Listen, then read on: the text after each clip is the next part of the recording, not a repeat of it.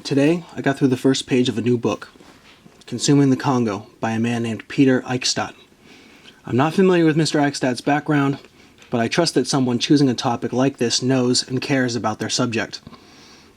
The first sentence mentions a man called Leopold, King of Belgium, and how he claimed ownership of the Congo in the 1870s. The phrase Eichstadt uses is personal property. 10 years after the American Civil War, and a new kind of slavery starts in the West.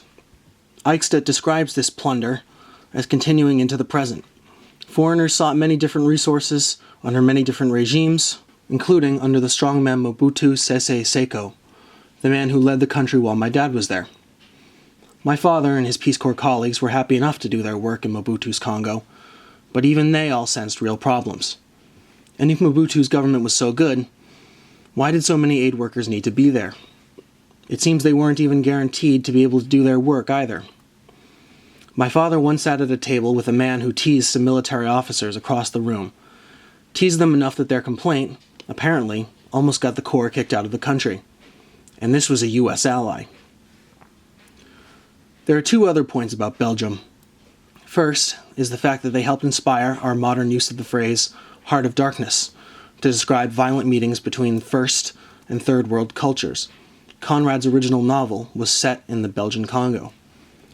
Second is a point I remember seeing the writer and activist Noam Chomsky make during an interview in the 1970s, that the Belgians were not only evil, but were uniquely so among the colonial powers.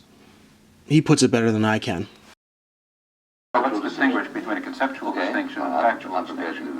It is a conceptual distinction, but in actual fact, the history of colonialism shows that these two motivations can coincide.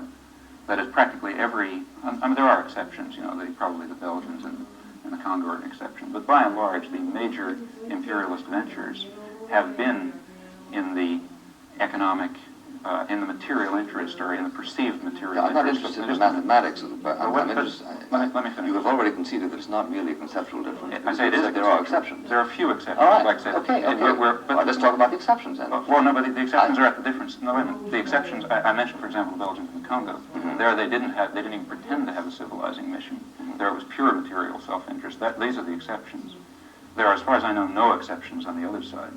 There are. I mean, maybe I've left out a case of history, but as I see the history of colonialism, the great massive cases are cases where a powerful country was working in its perceived material self-interest and was covering what it was doing to itself and to the world with very pleasant phrases about preserving Christian values or helping the poor benighted natives or one thing or another. Now, there are a few exceptions where there's pure predatory imperialism.